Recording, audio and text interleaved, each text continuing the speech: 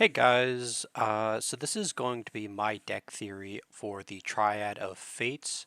I'm not very good with Flicker decks, but I'm hoping that either I can get some better suggestions, or if you guys like this deck list, I will also put it in the description so you guys may also use it. So, for any of you who do not know what the Triad of Fates do, you could pay one colorless and tap it and put a fate counter onto another target creature. And the other two taps effects, you could pay a white and pretty much flicker any target creature with the fate counter onto it, or you could pay a black and you can exile the target creature permanently, and the controller draws two cards. For the main win conditions in the deck, there's a couple of things like Corpse Knight with another round. I will get into another round later. There's also like Debt to the Deathless, which is just a massive drain effect. There's also Gary, or Great Merchant of Asphodels, for those who don't know. And there's also the Sepulchral Primordial, hard name to say in the beginning, which is just a good, strong card for late game. Um, but I mostly play green decks, so that's why I'm not very good with a whole lot of flicker value decks. But one thing that's also noticeable in here is the Aetheros Shroud Veiled. You'll be wondering why put that in there. For some people who may know how interactions work, if you put a fate counter on one of your creatures and you have a coin counter on there, and you pay the black and exile your target creature, Aetheros will put the creature back onto the battlefield due to its triggered ability. So the creature will still get exiled, but since it says if it dies or is put into exile, you can return that card up to the battlefield under your control, which can be very useful as another card draw, but there's also a decent amount of card draw in here, like Dusk Legion Zealot, Kalos Blood Mage, or Inspiring Overseer. The few ramp flicker cards like Claim Jumper, Core Cartographer, and Knight of the White Orchid, and Solum Simulacrum. I would say if you really want to lower the amount of ramp, you could probably remove one of them. In my opinion, you could remove Core Cartographer, because it's just the mana cost is just pretty high for this deck. Typically, if you want to pay for higher mana, you kind of want to be flickering something, removing something, or essentially reanimating something.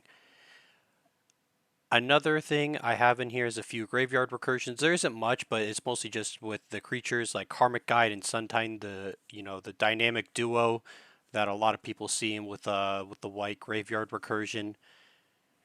But the main win cons in this deck is pretty much just outvalue your opponents, and just as a typical flicker deck, just use ETB triggers and abuse them.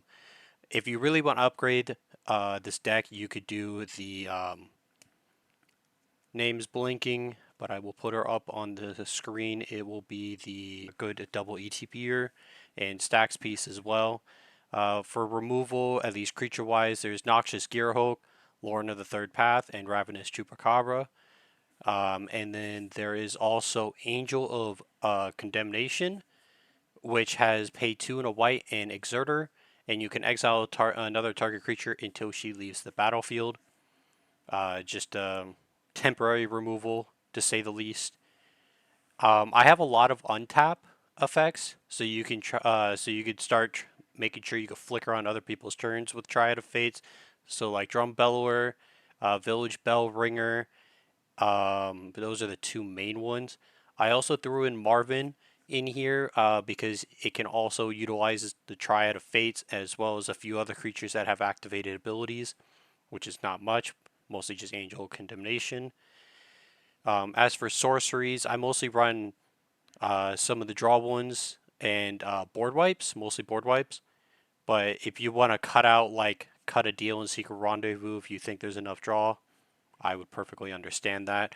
I have not play tested this deck too much to be able to fully understand how good some of these are, but I did throw in the OG Flicker, the name for this type of deck. And for instance, I mostly just have a lot of removal and flicker effects, and also contractual safeguard. Now, I understand that if you read that bottom part, it might be a bit confusing with the wording. It is just saying you just choose a counter on a creature and then put it on all the other creatures you control. Just simple TLDR, just so you understand it. I like Return to Dust because it is a. I would say it's not much of an instant. It is better as a sorcery, um, because of the extra target it gets when you cast on your turn. But I also run like Anguished Unmaking, Utter End, and Generous Gift for any other targets that you need help with. For artifacts, I mostly run Mana Dorks, but a few untap effects like Perturar's Seal, Puppet Strings, Mage Right Stone, and then also Oblivion Stone can put Fate counters on there. So if your commander is a bit too much, you can put Fate counters till you get the mana for your commander. But I also run things like Conjurer's Closet, kind of some of the typical Flicker artifacts and all that. Now, some of you may be wondering, why put Wedding Ring in here?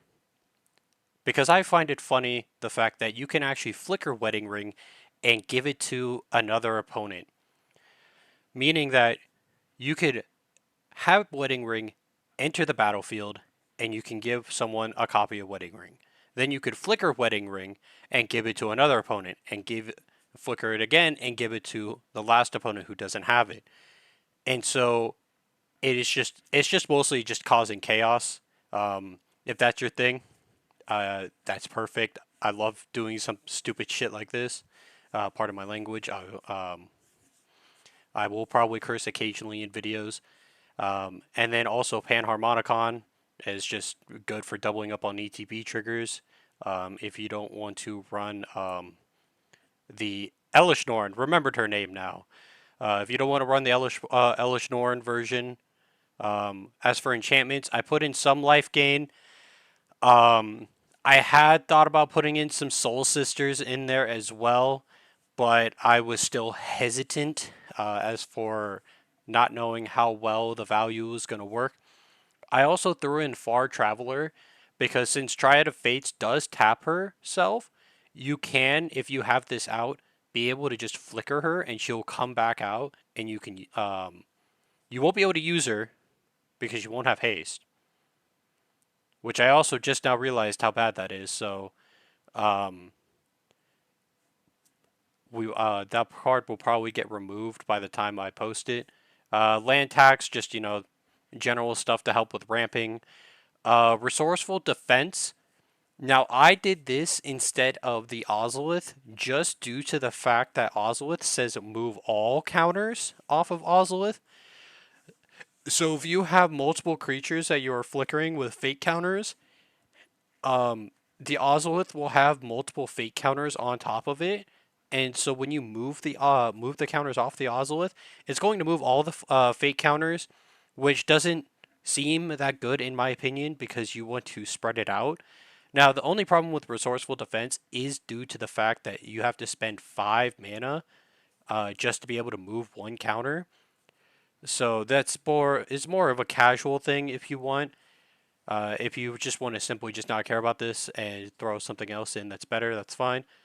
And there's also Teleportation Circle, which is also the same thing as Conjurer's Closet.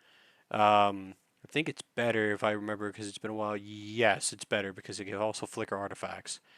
As for lands, I'm not going to go too much into some of the basic lands, but Endless Sands, um, I kind of find it interesting that you can use it to be able to temporarily hold back creatures.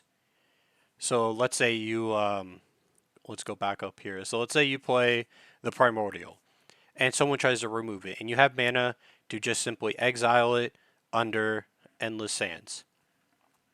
Well, you can keep it under Endless Sands because in most casual pods, no one's really running any form of land destruction, um, which I would usually recommend in some cases to actually run a bit more land destruction. Um, just targeted, not mass. Mass land destruction is, in my opinion, not that fun to play against just due to the way it slows it down. If you're running mass land destruction and you're winning the game on the turn you cast it, that's fine. But if you are running mass land destruction because you think it's funny, or because I have heard before that you're targeting the green player, I would say you would need some help because that is not fun and you're probably going to get the pod to hate you really fast. Now, I also threw in nesting ground because you can also get around the mana cost for resourceful defense. So if the fate counters are on resourceful defense, you could just pay 1 mana to move a counter from it. So instead of paying 5 mana, you could just pay 1 mana and just put it onto a creature that you want to flicker. And another thing is Safe Haven. Safe Haven is going to be a bit similar like Endless Sands. This is a really old card. I would be surprised no one has probably heard of Safe Haven, at least barely remembered. But what you could do is that you can essentially remove a target creature from your game that you control. And then you could pay 0 to sacrifice it and then bring them all back. Um, it is essentially um, a cheaper version of Endless Sands. Price wise, they're about the same, but like mana wise, it's going to be cheaper. I also threw in a Reliquary Tower just due to the fact that you are going to be kind of drawing a lot, and it's just better, in my opinion, than Thought Vessel. I'd say you put in Thought Vessel if you're running a lot of artifact stuff, but you don't really need. But if you're not really like an artifact deck, I don't really like Thought Vessel that much because it's 2 mana for 1 colorless, which you could just simply spend 2 mana and simply get something that could help fill out your mana pool. But yeah, I wasn't gonna go through all of the cards in here because there's the typical Flicker stuff like Ephemerate, Flicker of Fate, Scroll Shift, Eerie Interlude. I don't know how many people runs this, but I'd say it's pretty good because it's also essentially a phase as well. Um, so if someone's board wiping and you want to keep your creatures, Eerie Interlude is very good at protecting your creatures. Same thing with Ghostway. It's essentially an Eerie Interlude, but less selective. So, as for board wipes, Osprey Command and Toxic Deluge, I'd say are pretty good. Farewell, I've only put in here as an extra graveyard hate and for creatures that are harder to remove. Essentially, the creatures with Indestructible.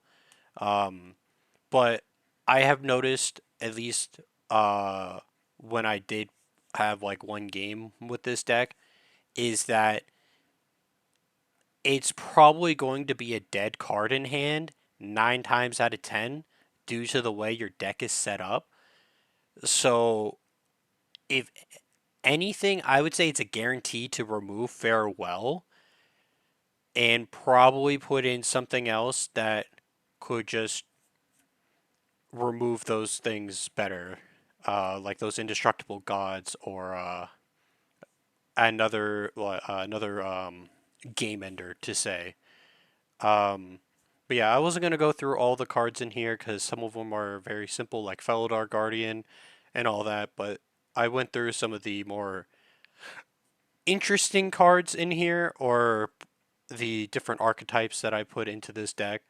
Um, But if you do enjoy stuff like this, I do have other decks that I have put together on Moxfield. Usually keep them unlisted, but I could definitely start making decks more public.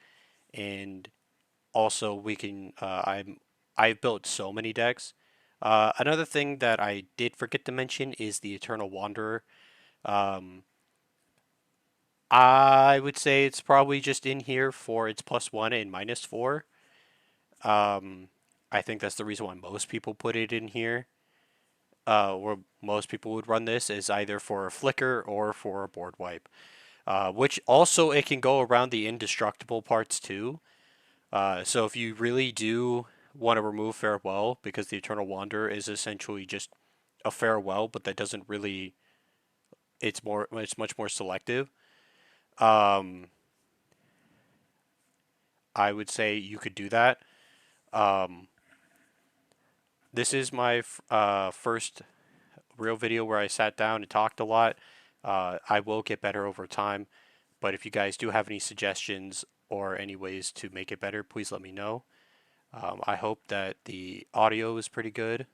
And yeah, if you do enjoy this, I will gladly do other decks as well. And I hope you guys have a wonderful rest of your evening. Good night.